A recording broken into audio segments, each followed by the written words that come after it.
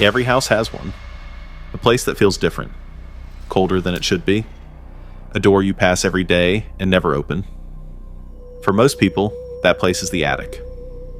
Not because anything bad ever happened there, but because something in the oldest part of your brain understands, without being told, that the spaces above us are not meant for the living. 3 attics, 3 people, the same thing waiting in all of them. Noah was 13 when he first woke up somewhere he did not intend to be. His family's attic had high ceilings, a floor that stretched the full length of the house, and thick wooden beams placed at no pattern, creating blind corners you could not see into from the entrance. No single spot let you see the entire room. It was like a maze built by someone who did not want you to find your way out. He woke one Tuesday with dirty feet, gray and grimy, grit packed between each toe. He had not gone outside. He had gone to sleep in his bed and woken up in it with feet that told a different story. 3 days later, a box of photographs appeared on his bedroom floor, the kind his parents kept in the attic. He had no memory of bringing it down. Then a brass lamp on his desk, an old thing from the attic. He was sleepwalking. Every few nights, while completely unconscious, he was climbing up there in complete darkness and coming back without a single memory of it. The night everything changed, he woke up all at once, standing in the attic in complete darkness. He could not see his own hands. He did not know where the hatch was. He started to cry, silently, because some part of him understood that making a sound would be the worst thing he could do. He did not think he was alone up there. He found the hatch. His father searched the attic and came back in 2 minutes. Nothing up there. The sleepwalking stopped that night and never happened again.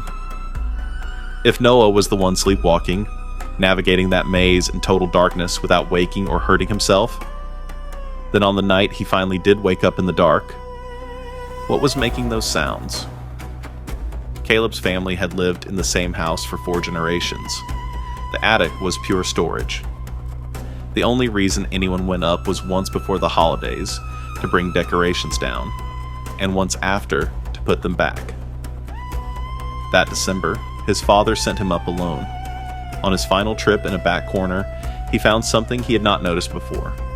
A black document box. Hard, not cardboard, no label. Old, and completely free of dust.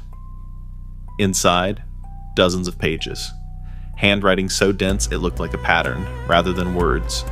Maps, measurements, and then entries documenting an obsession with one specific wall. The attic's internal dimensions did not match the footprint of the house below.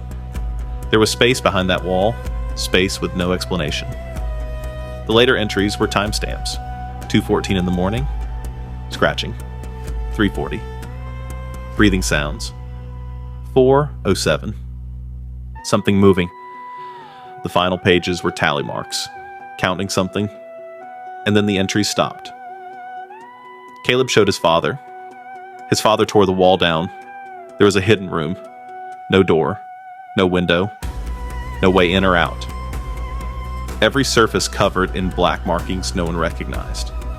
His father said it must have been his own father, Caleb's grandfather, who had found the writings and locked them in that box without ever telling anyone, without ever explaining why.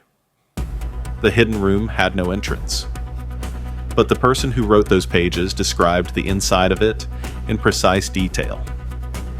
Someone had been inside that wall. Eleanor lives alone in a house that has been in her family for over a century. Every night she walks the perimeter of the yard while she finishes a cigarette. She has done this hundreds of times. The house has a small attic window, 30 centimeters wide, facing the backyard. She had looked up at it hundreds of times on her walks. She had never once thought about it. 3 weeks ago, she glanced up and something moved behind that window. A shape. A shift in the darkness. there and gone in less than a second. The following night, she saw it again. She climbed up. Every wall in the attic was covered in thick black paint. Dense, applied in heavy smears. It was still dripping. Fresh. Applied within the hour. She searched the entire house and found no one. She was standing in her bedroom when she heard it. 2 heavy thumps. Then something large and slow being dragged across the floor directly above her head. She went back up with a knife. There was no one there, but there were scratch marks. Long, deep gouges through the wet paint and into the wood. Made while she stood downstairs. The police found no gaps in the structure, no way in or out. The paint and the scratches are still there. She has not been able to make herself go back up. She still does her nightly walk. She still looks up at the window. She has not seen anything move behind it since. But she has started to wonder whether that is better or worse. 3 attics. 3 people. 3 countries apart. The things that settle in the dark, where no one is looking. The things that learn the sound of your footsteps from above. The things that learn your habits, your hours, the rhythm of your days. The things that wait. When is the last time you went into your attic? When is the last time you were certain nothing was up there? The archive will be here tomorrow night. Subscribe so you do not miss it. Sleep well.